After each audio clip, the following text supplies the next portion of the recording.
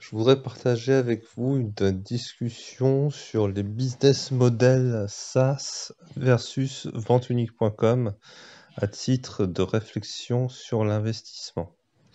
Alors, je partage cette réflexion à la suite d'un message de Roger qui me dit que voilà un lien vers une discussion qui pointe sur les business models SaaS et ce qui marche et ce qui marche pas.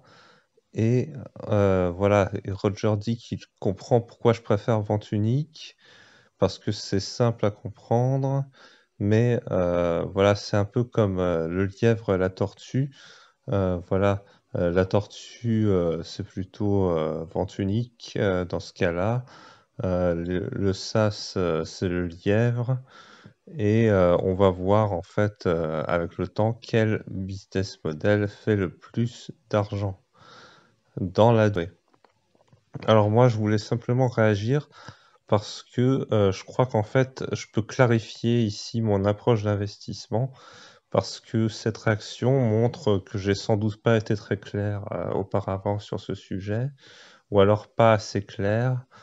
Toujours est-il que je peux clarifier quelque chose et que j'en profite. Je voudrais clarifier que en fait, moi, je m'en fous en fait de savoir est-ce que c'est les business models SaaS qui vont générer plus d'argent ou est-ce que c'est vente unique qui va générer plus d'argent avec le temps. C'est-à-dire, en fait, déjà, je peux répondre d'avance à la question. La plupart des business models SaaS ne vont rien générer avec le temps, comme la plupart des business models software. Ce qui génère de l'argent dans les business models software, ce sont les compagnies software qui fonctionnent, et celles-là génèrent démesurément d'argent. Mais la plupart des compagnies software font du software sur mesure adapté client par client, donc de la merde en gros. Franchement, excusez-moi, c'est une caricature, hein. Je fais exprès de caricaturer.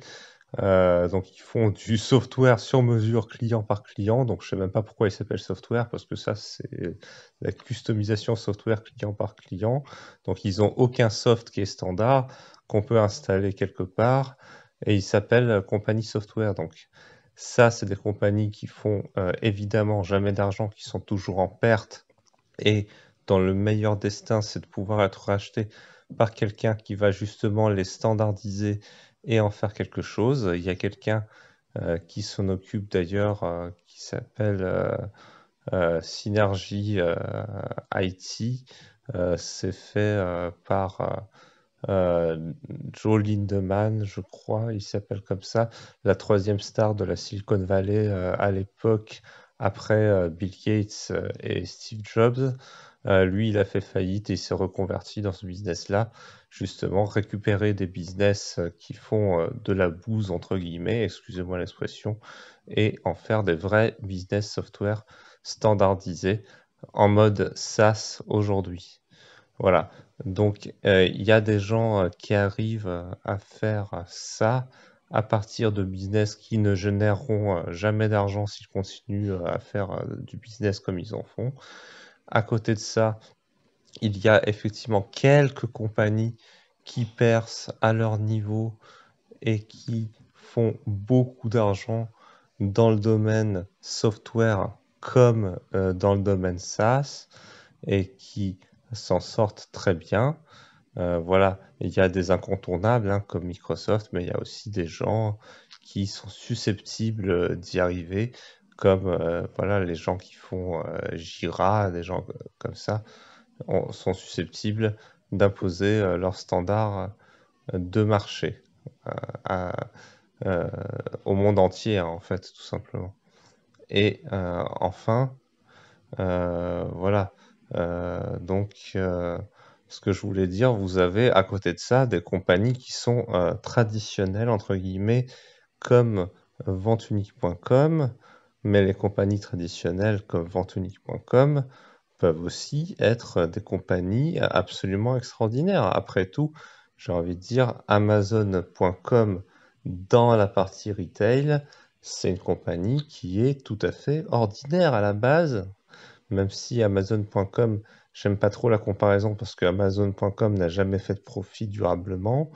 Voilà, c'est une compagnie qui, sur le concept, est tout à fait ordinaire et qui fait bien son travail en tant que compagnie ordinaire et qui, de ce fait, était déjà une compagnie extraordinaire ou considérée comme telle par le marché avant même de percer sur AWS.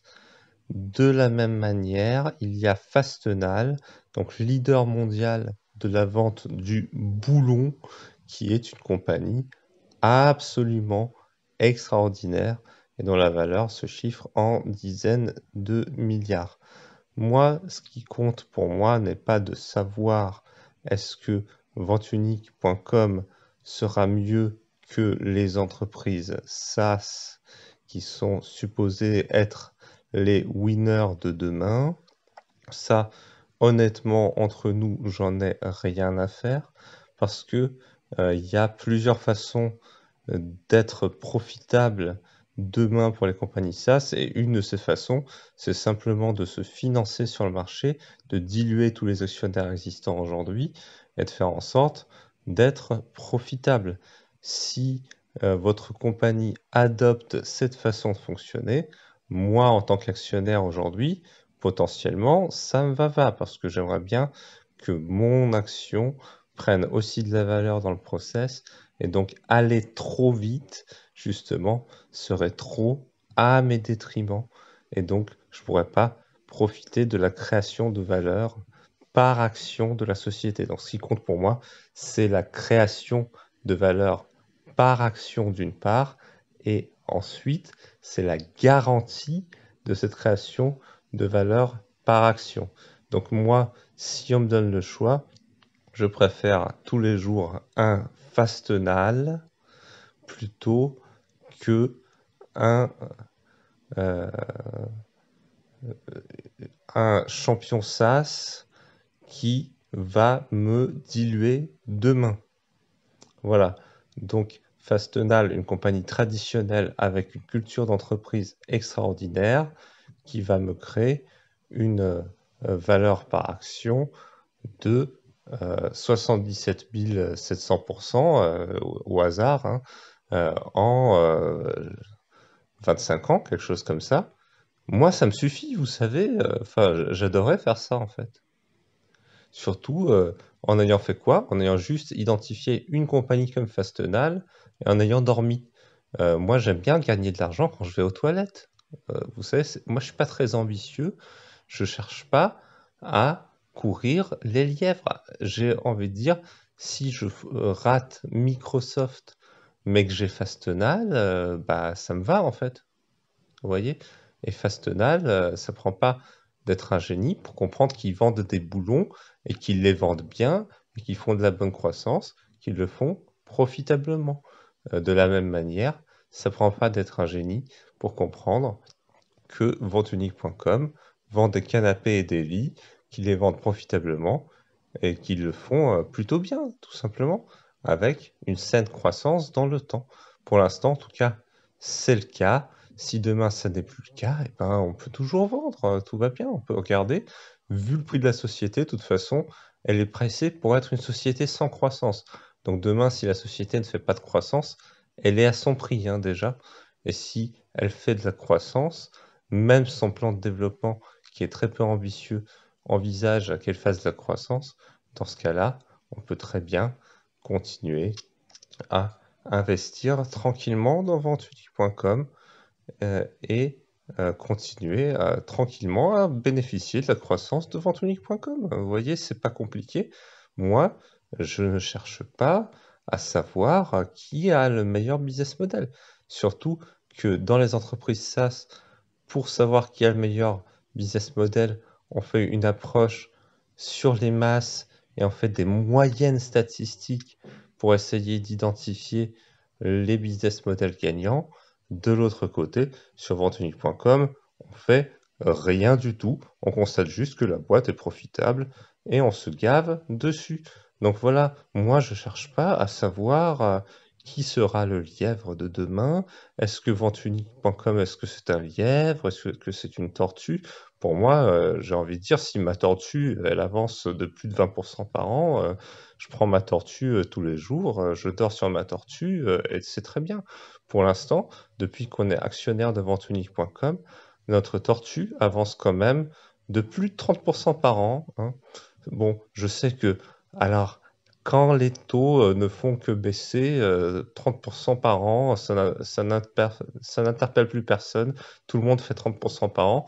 Mais quand il y a beaucoup trop d'idiots qui font beaucoup trop d'argent, beaucoup trop vite, et je peux vous dire, 30% par an, ça fait beaucoup trop d'idiots qui font beaucoup trop d'argent, beaucoup trop vite.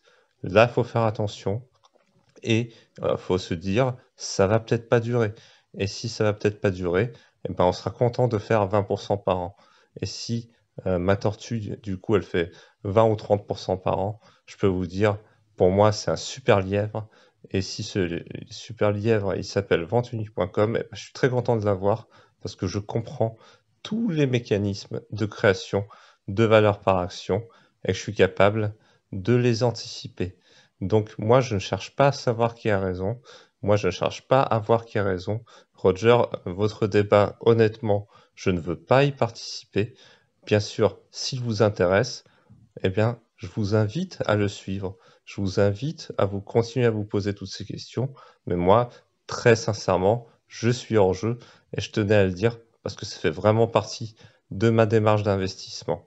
Merci en tout cas, encore une fois, Roger, pour toutes vos réactions et vos questions, parce que ça nous permet justement aussi de poser clairement ce qu'on fait et ce qu'on ne fait pas, et ça permet de clarifier notre position dans notre démarche d'investissement.